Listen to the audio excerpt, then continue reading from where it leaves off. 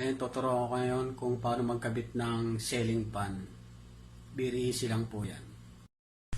Ayan po, once na nakabit nyo na yan, naipix nyo na sa taas ng maayos. Ito na po yung kanyang line 1 saka line 2. Yan. Ito po, nakadirekta na yan sa line 1, sa kuryente. Line 1. Ito yung dadaan sa transformer o kaya magkukontrol sa kanya ng speed. Once na dinirekta nyo to sa kuryente, yung speed po niya na sobrang lakas kasi high speed na yung kukuhain niya dito, number 3 na agad. Dito na po tayo sa switch ng control ng ceiling fan. Ngayon, dito po kumuha ng isang linya, line 2 dito sa switch. Ito na po yung live wire niya. Ito na po ay may kuryente. Ito na po siya. Ito po yung kanyang koneksyon.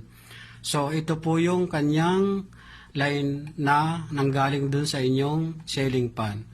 Yan po. Very easy lang ang pag-connect niyan. Dito sa baba, live wire. Ito yung inyong connection na nanggaling sa ceiling fan. Once na pinihit nyo yan, kinuha nyo yung 1, 2, 3, yan po ay gagana.